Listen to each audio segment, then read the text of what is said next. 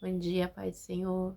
Quem vos falei, missionária Nadir Albano. Hoje é dia 30 de setembro de 2025, uma terça-feira. Meu Deus do céu, né?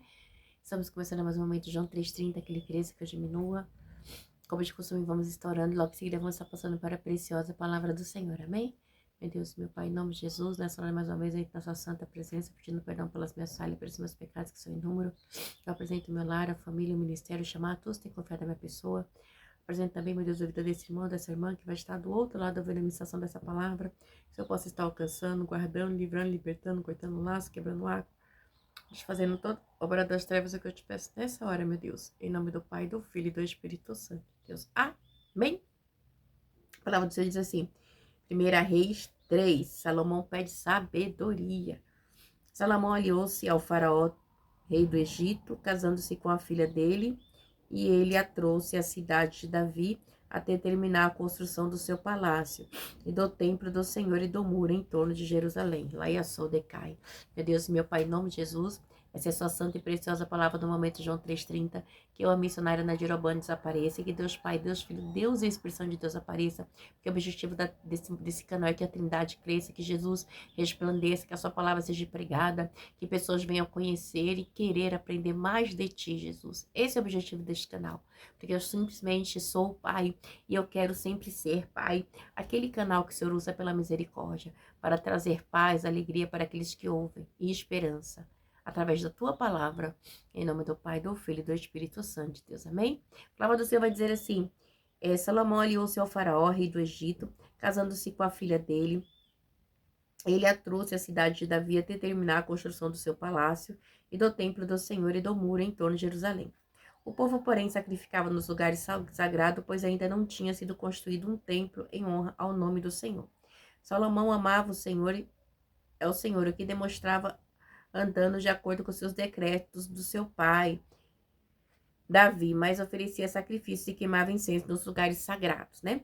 Então, essa parte aqui de sacrifício em lugares sagrados, o que acontece? A gente sabe que os pagãos, né?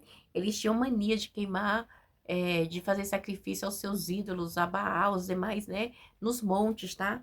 E Deus não era Deus de monte, assim, de estar aceitando esses sacrifícios, ok? Então, o Senhor tinha um tabernáculo, tinha um lugar, era ali, né? Que tinha um sacerdote, tinha um povo, né? Separado por Deus para servir. Então, Salomão tinha essa prática, ok? E era uma prática pagã, tá? Diz assim, o rei Salomão foi a Gibeon no quarto, para oferecer sacrifício, pois ali ficava o principal lugar sagrado e ofereceu naquele altar 1000 holocaustos. Em Gibeon, o Senhor apareceu a Salomão no sonho. À noite ele disse, peça o que quiser que eu lhe darei. Então, vai dizer que Salomão, ele vai lá para Gibeon. Então, antigamente, né, a gente lembra que Ana, ela ia, né, para Siló. Agora, o altar, o lugar sagrado já não era mais em Siló, era em Gibeon, agora, nessa época, tá? Você lembra dos gibeonitas? Né, que teve uma confusão, eles ganharam ali Josué, depois Saul quis exterminar, né? Porque depois Davi, né, fez uma. Deus, Deus, como é que se diz? Deus cobrou de Davi, né? Porque eu perdi a guerra por causa dos gibeonitas. Aí Davi vai lá e faz uma aliança com eles de novo. E aí eles matam ali a família de Saul, né? Que era por causa disso que Deus estava cobrando de Davi. Isso aí você vai ver no finalzinho ali de 2 Samuel. É que eu não lembro agora. Eu acho que era 2 Samuel 21, tá? Do 1 ao 9. 2 Samuel 21. Então, aí agora, tá lá, né? Oferecendo sacrifício, onde é nessa cidade que é para se oferecer, amém? E aí, a palavra vai dizer: em Gibeon, o Senhor apareceu a Salomão num sonho à noite. Ele disse: peça-me o que quiseres e eu lhe darei. Aí quem aparece a Salomão, né? Deus, né? Depois dele fazer todo esse sacrifício, Deus aparece a ele em sonho, amém? E aí, igreja, a gente vai ver que ele fala. E Salomão respondeu: tu foste muito bondoso para com teu servo, meu pai Davi. Depois ele foi fiel a ti, foi justo e reto de coração. Tu mantiveste grande bondade para com ele e lhe deste um filho que hoje se assenta no seu trono. Agora, Senhor meu Deus, fizeste o teu servo reinar em lugar do meu pai Davi, mas eu não posso. Eu não. Ó, ele diz assim: Manoel, parabéns, tá bom? Obrigada, meu filho. Aí Salomão diz assim, mas eu não passo de um jovem e não sei o que fazer, né? Teu servo está muito, está aqui entre o povo que escolheste, um povo tão grande que nem se pode contar. Dá, pois, o teu servo um coração cheio de discernimento para governar o teu povo e capaz de distinguir entre o bem e o mal. Pois quem pode governar este teu grande povo, né? E aí ele pega e fala para Deus que quer, como eu resumo, uma sabedoria, né? Para governar o povo que Deus deu na mão dele. Porque ele se achava jovem, né? Devia ter em média aqui na época uns 20 anos, mais ou menos, tá? Provavelmente ele tinha uns 20 anos, né? Lá ia Sodecai. E mais ou menos uns 20 anos Salomão tinha nessa época, né? E ele é uma experiência nova, né? Então ele estava meio perdido, com razão. Quem é que não fica perdido nessa experiência? Ainda mais governar um povo tão numeroso como Israel, né? Igual seu pai governou, né? Ele sabia da responsabilidade do seu pai, como seu pai foi guiado por Deus no tempo que seu pai governou Israel. Apesar das falhas e tudo, Davi ele foi um homem segundo o coração de Deus, tá? O pedido que Salomão fez agradou o Senhor. Por isso Deus lhe disse, olha que coisa linda. Olha o que Deus diz para Salomão. Por isso, Deus lhe disse, já que você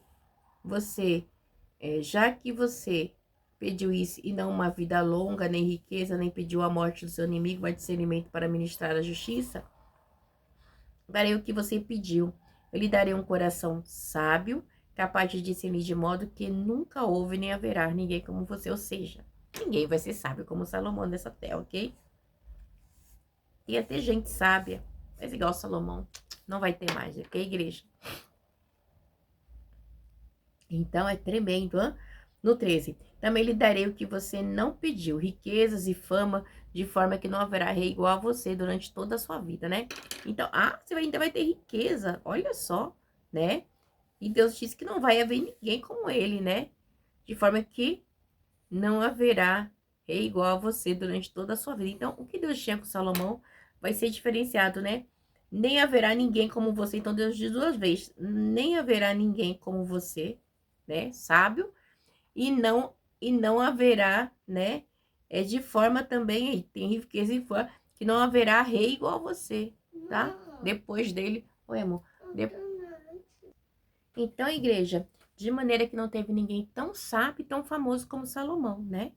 E aí diz no 6 assim, Salomão, no 5, em Gibeon, o Senhor apareceu a Salomão no sonho, e à noite ele disse, peça-me o que quiser. Aí, a gente viu que ele pediu, e aí a gente vê aqui no 14. E se você andar nos meus caminhos e obedecer os meus decretos, os meus mandamentos, como seu pai Davi, eu prolongarei a sua vida. Então Salomão acordou e percebeu que tinha tido um sonho, né? Então Deus avisa para ele, Salomão, se você andar como seu pai andou comigo, né? Eu vou prolongar a sua vida. Aí a sua decai, né? Então, a gente sabe que Salomão não andou com Deus, né? Depois ele teve muitas mulheres e ele se corrompeu. Vamos lá. A seguir voltou a Jerusalém, pôs-se perante a arca da aliança do Senhor e sacrificou holocausto e apresentou ofertas de comunhão, tá? Depois ofereceu um banquete a toda a sua corte. Então, ele volta, né, para Jerusalém, onde está a arca do Senhor, né? Do Senhor, né? E sacrificou holocausto, apresentou ofertas de comunhão, depois ofereceu um banquete a toda a sua corte. Vamos prosseguir. Um sábio veredicto. Certo dia, duas prostitutas compareceram diante do rei. Uma delas disseram, meu senhor, esta mulher mora comigo na mesma casa. Eu dei à luz a um filho e ela estava comigo na casa, né? Eram duas prostitutas. Então, ambas estavam na mesma casa e ambas tiveram um filho, ok? As duas engravidaram. E 3 dias depois de nascer o meu filho, esta mulher também deu à luz a um filho.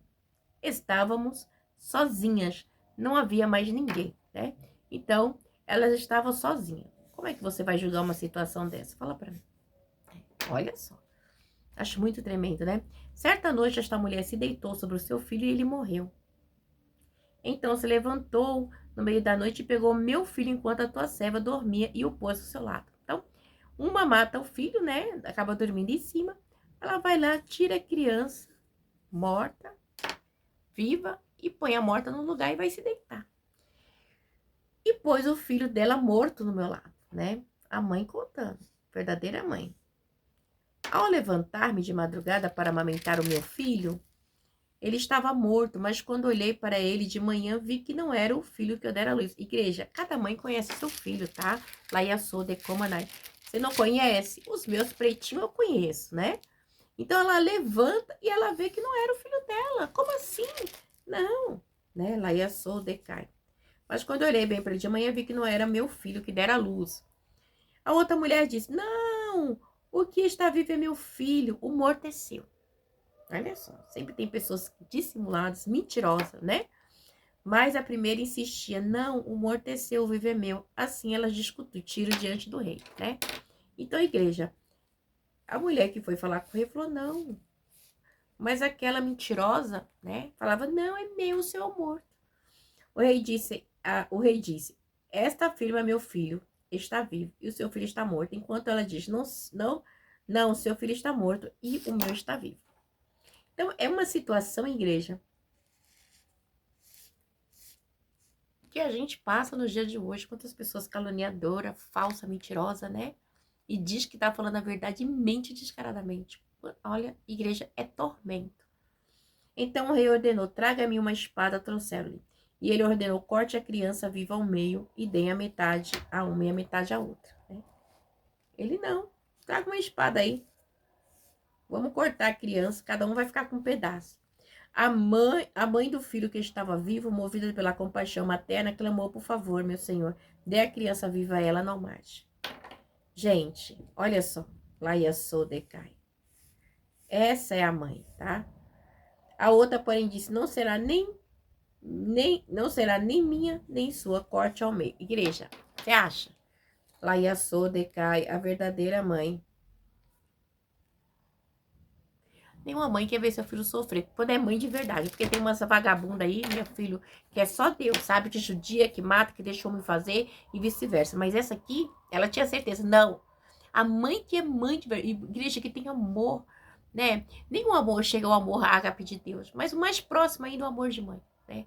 Mas tem umas que eu vou te falar, né? Mas ela falou: não, então dá pra ela, não corta meu filho, né? Que coisa linda, né, igreja? Então o rei deu o veredicto: não matem a criança, dê a primeira mulher, ela é a mãe. Tá entendendo? Ela é a mãe. Porque mãe, né? Parte ele, não, como assim? Como assim? Nossa, parte uma criança no meio, ficar com uma banda e a outra. Que serventia tem a não ser a podridão, a maldade? Lá e a decai, né? Quando todo Israel ouviu o veredicto do rei, passou a respeitá-lo profundamente, pois viu que a sabedoria de Deus estava nele para fazer justiça. Amém, Manuel? Já vou coisar. Essa palavra, igreja, para mim e para você hoje, né? Então, Salomão, ele é levantado rei, né? E aí ele pede sabedoria para Deus. E o seu primeiro caso é um caso emblemático, né? Uma mãe diz que é a mãe do filho, o outro diz que é Laia Sou decai, mas Deus na sua daí Sou, Deus disse que ninguém teria tanta fama como ele e ninguém teria tanta sabedoria como ele. Aqui se cumpre, né? Aquilo que Deus havia dito, Laia Sou decai. Deus abençoe vocês. Tenha aí uma semana abençoada, uma terça-feira abençoada, em nome do Pai, do Filho e do Espírito Santo de Deus. Amém? Fiquem na paz. Que a palavra possa falar melhor aos vossos corações.